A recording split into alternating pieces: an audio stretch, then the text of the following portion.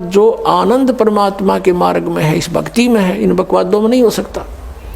तो इस तरह की हमने नहीं करना, क्योंकि हम यहाँ के वासी नहीं हैं और यहाँ सुख नाम की चीज नहीं है। आज हम खुशी मना रहे, 1 मिनट में ना जाने के बिजली गिर जाए। और परमात्मा की भक्ति करेंगे, इससे हमारा बचाव बनेगा। और ये इस तरह के जो मर्यादाहीन कार्य करने से नामखंड हो जाएगा। नामखंड होते ही भगवान रुष्ट हो जाएगा, आपके ऊपर काल का अटैक हो जाएगा और आपको फिर हानि हो जाएगी।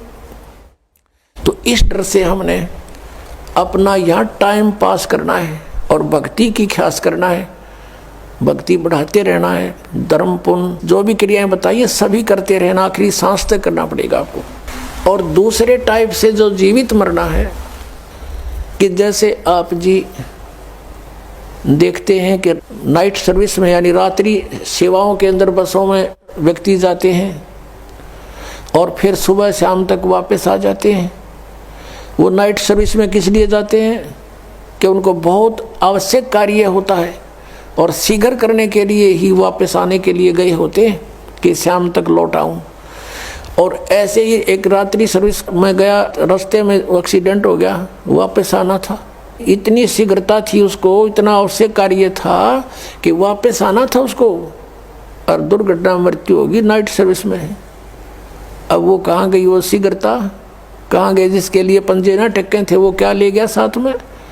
तो आप जी ये सोच लीजिए, जब सतलोक आश्रम बरवाला की तरफ सत्संग निकटावर चलना चाहो तो न्यू सोच लो हमारी मृत्यु होगी आज और इब्बा होगी, और आ जाओ यहाँ पर सत्संग सुनो, 3-4 दिन फ्री ऑफ माइंड रहो, एक दूसरे से भगवान की चर्चा करो। यहाँ और बकवाद मत बतलाना, ये ख्यास रखना। परमात्मा रुष्ट हो जाएगा, ठीक है, कोई मित्र रिश्तेदार मिलता है, बातें करो गृहस्थी की थोड़ी बहुत देर के लिए, फिर अपना मालिक की चर्चा शुरू करें। कोई ज्ञान उससे सुने, कभी आप सुनावे, फिर मंत्र करने लग जावे।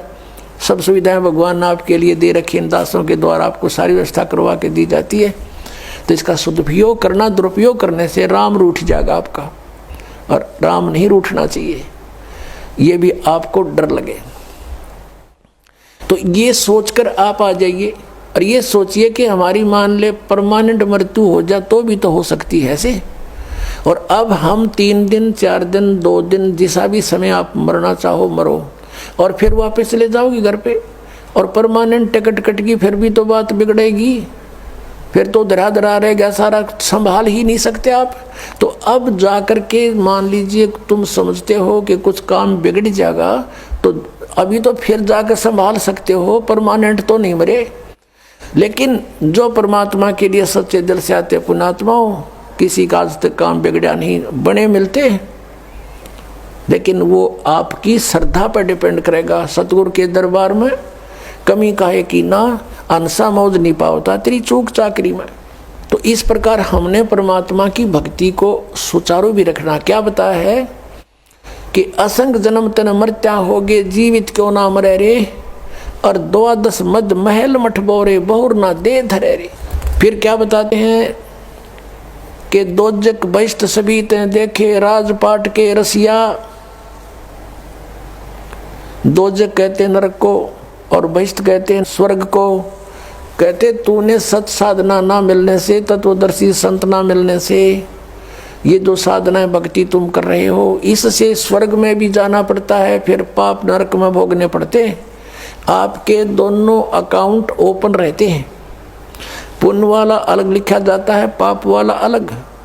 पुण्य के आधार से स्वर्ग महास्वर्ग प्राप्ति हो जाती है, वहाँ देव पद भी प्राप्त हो जाता है, और पाप के आधार से फिर नरक में भी आपको कंपलसरी जाना पड़ता है।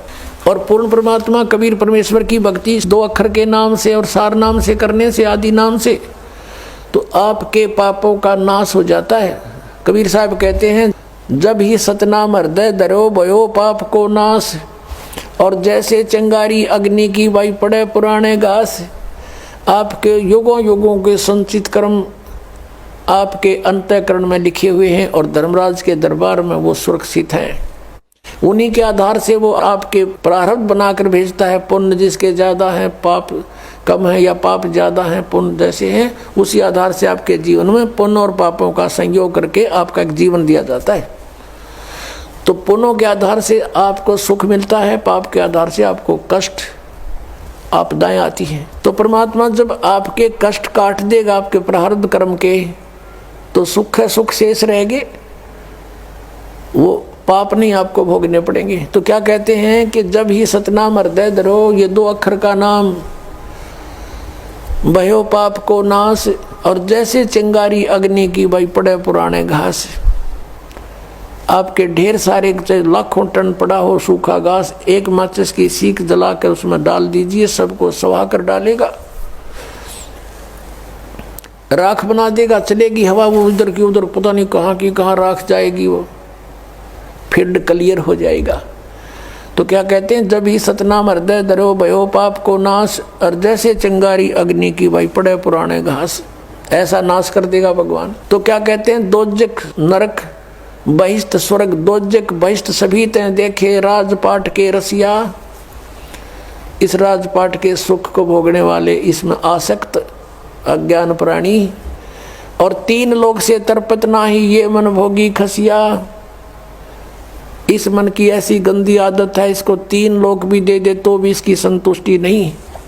यदि कोई सरपंच बन जाता है, सोचता है चेयरमैन बनूं, चेयरमैन बन जाता है, सोचे कि एमएलए की बात बने, एमएलए बनते ही सोचता है मैं मंत्री बनूं, मंत्री बनने के बाद अटकल शुरू कर देता है, बिना दाव लगे मुख्यमंत्री, बिना आनंद नहीं। मुख्यमंत्री बनकर सोचता प्रधानमंत्री बनूं, इतने टिकट कट जाए, फिर गदा संतरी बने। तो परमात्मा कहते हैं कि 3 लोक से तरपत नाही ये मन भोगी खसिया। 3 लोक दे दे तो भी इसकी संतुष्टि नहीं। अब क्या बताते हैं, सतगुरु मिले तो इच्छा मिटे, यानी संत मिले तत्व ज्ञान दें तो ये बीमारी हटे जिसके लिए हम जीवन नष्ट कर रहे हैं। सतगुरु मिले तो इच्छा मिटे, पद मिल पदे समाना, चल हंसा उस लोक पठाऊं जो आदि अमर अस्थाना। यानी सतगुरु मिलेंगे तो ये तत्व ज्ञान बताएंगे, इससे हमारी इच्छाएं हटेंगी, इन बकवादों की तरफ नहीं जाएंगे। इंद्र दाराज कागदा बेष्टा ना भोगा इंद्राणी नू। जब हमें उस तत्व ज्ञान से परमात्मा के सतलोक के सुख का ज्ञान हो जाएगा, यहाँ की किसी वस्तु में आपकी इच्छा नहीं रहेगी। और यहाँ के स्वर्ग के राजा के राज को भी काग की बीट के तुल्य आपकी आत्मा मानने लग जाएगी। अंतःकरण में ऐसा आपकी भावना बन जाएगी, यह सच्चाई है।